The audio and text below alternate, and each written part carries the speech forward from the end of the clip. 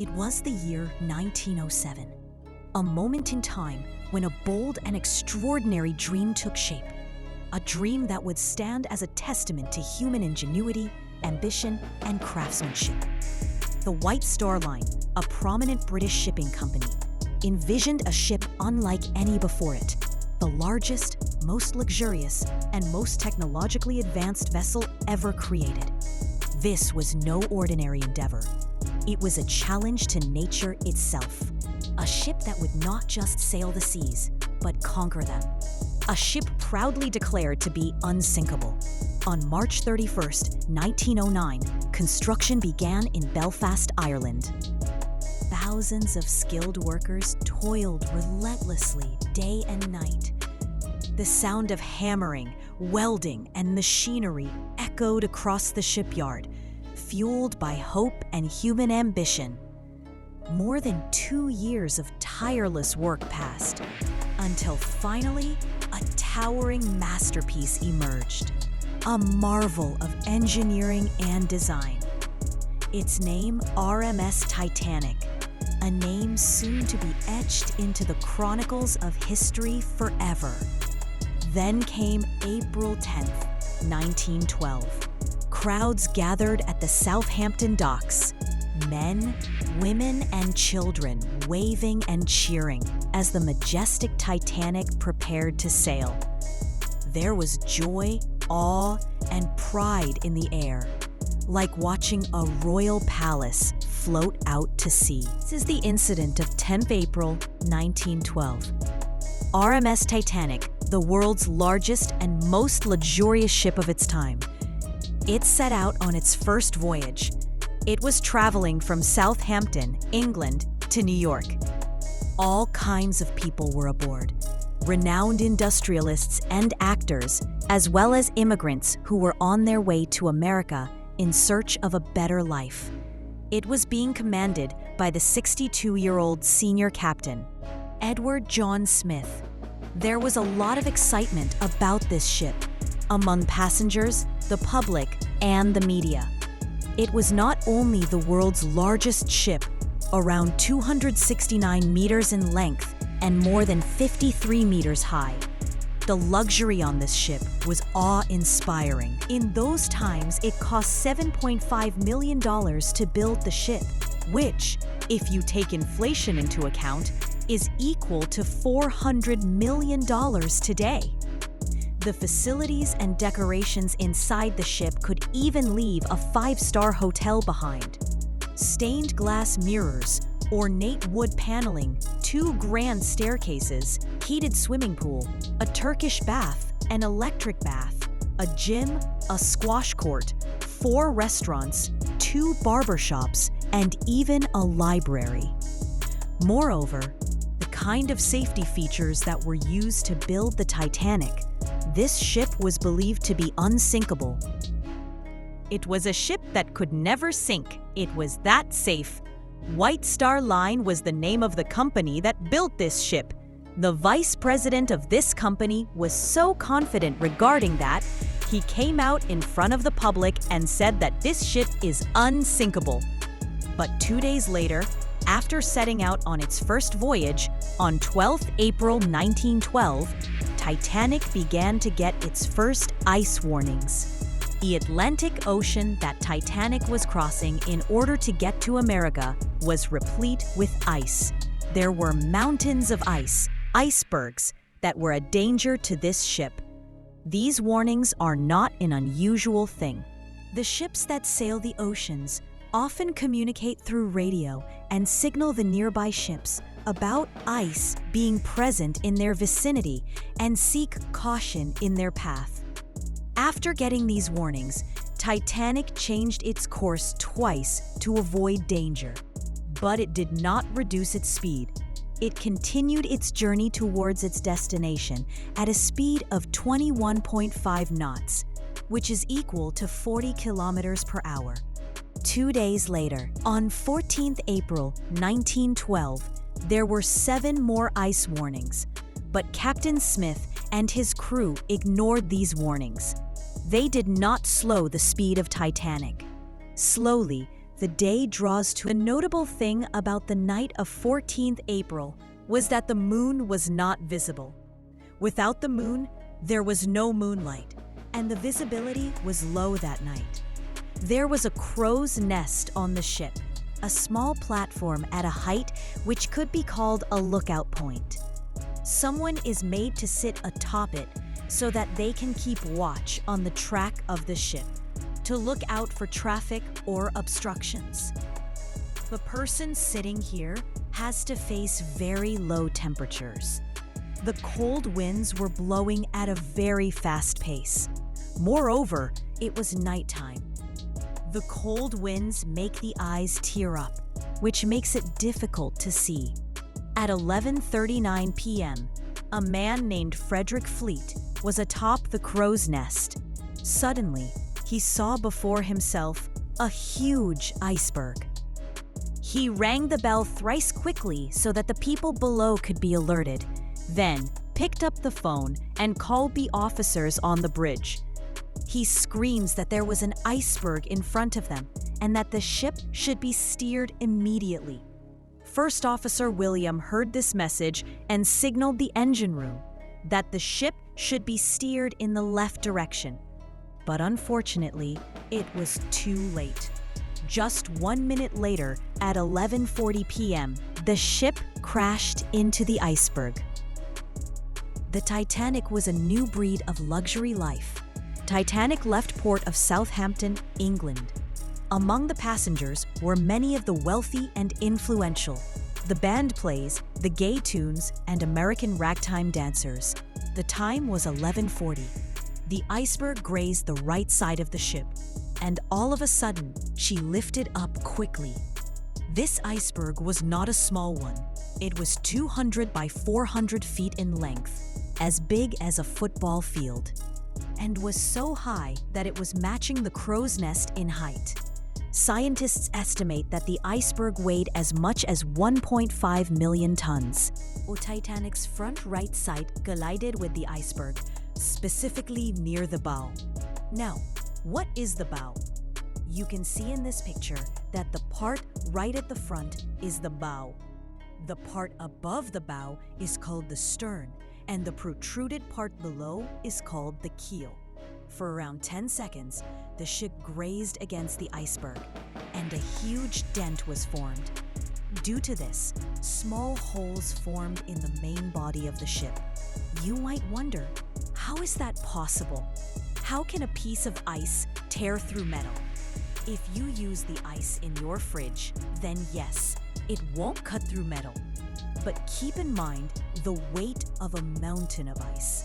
It is true that even wood cannot cut through metal, but even then, your metal car can crash into a tree and get deformed completely. Most similarly, since the iceberg was so big and heavy, it caused massive damage to Titanic.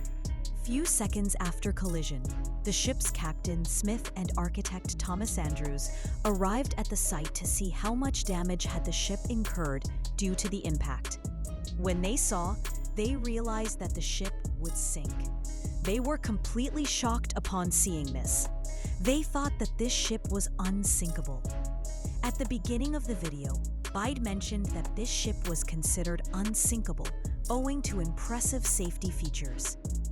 There were two main safety features which led to this belief. First, this ship had a double-bottom hull. The main body of the ship is called a hull. A double-bottomed hull would mean two layers. Even if the layer below got damaged, the second layer could save the ship. Second, the hull of the ship was divided into 16 separate watertight compartments. Even if 4 out of 16 compartments were filled with water, the ship would still sail. It would make no difference to the ship. But the impact created by the iceberg was on the side of the ship. The double-bottom hull proved to be of no use. The sides only had one single layer. Second, the impact was so large that 6 out of 16 watertight compartments were breached. Water was filling in all of them. The limit was 4. The inundation of 6 compartments meant that the ship couldn't be saved from sinking. The unsinkable ship would sink. 20 minutes after collision, at 12 a.m., Captain Smith ordered his crew to send a distress call over radio. The nearby ships would maybe detect it. Senior Radio Jack Phillips turns out to be the hero of our story. One after another, he began sending distress signals. There was no response. He sent another and another. There must be some ship out there that would pick up their distress call. 20 minutes later, at 12:20 a.m., there was a ship called RMS Carpathia that was present near the Titanic. It detected the signal. He spoke to the operator of Titanic over radio and directed his ship to move towards Titanic and go save them. The problem was that despite its closeness, this ship was 107 kilometers away. Even if it moved towards the Titanic at its top speed, it would take 3.5 hours to reach the Titanic. Would the Titanic ship stay put for 3.5 hours? The rest of the crew members lit up flares and rockets in the sky in the hope that a ship nearby would notice them. But unfortunately, apart from the ship Carpathia, there was no response from any other ship. Meanwhile, Captain Smith ordered the evacuation on the ship. They were not that scared. Most of the passengers believed that Titanic was an unsinkable ship. There is no need for worry. After all, the company that put out ads claimed this again and again. So yes, they might have hit an iceberg, but the ship wouldn't sink. For this reason, the first lifeboat that went down had a capacity of 65 people, but only 28 went. Half the lifeboat remained empty as it was lowered. With the passage of time, compartments began to be filled with water, one after the other. The ship began to tilt. Gradually, the passengers realized that the ship could indeed sink. When this realization dawned, there was chaos, and people began to run around in panic. By 1 in the night, so much water had filled the compartments in the front that the bow of the ship had gone underwater. Due to this, the rear part of Titanic surfaced out of the water.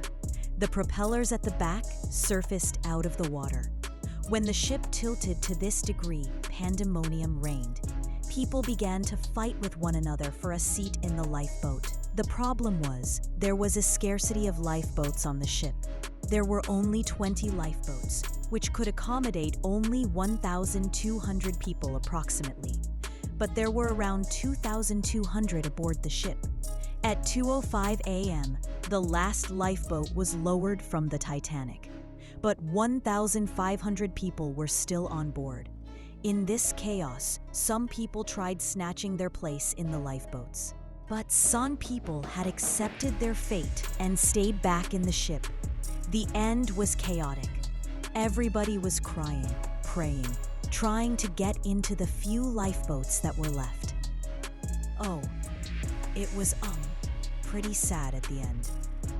As per eyewitnesses, the ship broke into 2 halves at around 2:20 and then slowly began to sink. It did not take even 3 hours for the unsinkable ship to sink.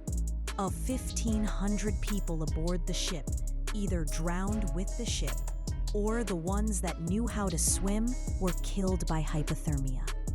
The temperature of the water was -2 degrees Celsius. If you fall into the water at this temperature, you die within minutes due to hypothermia. It is said that the captain of Titanic, Edward Smith, stayed at the wheel until the end and drowned with the ship. Some even believe that he committed suicide by killing himself. The ship RMS Carpathia that had set out to save the Titanic collided with the iceberg. The RMS Carpathia set out to rescue. At the same time, the nearby ship Californian had stopped for the night due to the danger and had turned off its radio, which is why it didn't receive the distress signals. Passengers on the Titanic could see the Californian ship on the horizon, But when Titanic fired flares and rockets, the captain of the Californian did not take them seriously. By morning, when their radio was turned on, they received Titanic's SOS, but it was too late. They reached the site, but only found dead bodies floating. Investigations blamed the captain of the Californian, but such a massive tragedy can't be blamed on one person alone. There were other reasons too. There were too few lifeboats because the company believed the ship was unsinkable. Safety drills were canceled. The helmsman turned the ship in the wrong direction during the Iceberg alarm, causing the collision. Despite receiving iceberg warnings, the ship continued at full speed.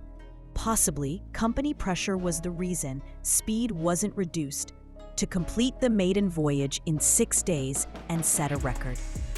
This tragedy became a turning point for the entire shipping industry. In 1914, the International Ice Patrol was established and the SOLAS Treaty was signed, making it mandatory for ships to carry enough lifeboats for every passenger. 70 years later, in 1985, ocean explorer Robert Ballard and a French oceanographer discovered the Titanic wreck at 3,800 meters deep under the sea. The ship was found broken in 2 pieces. Today, that wreck is slowly decaying, and experts believe it may completely disintegrate by 2030. Even after 110 years, the world's fascination with Titanic has not faded.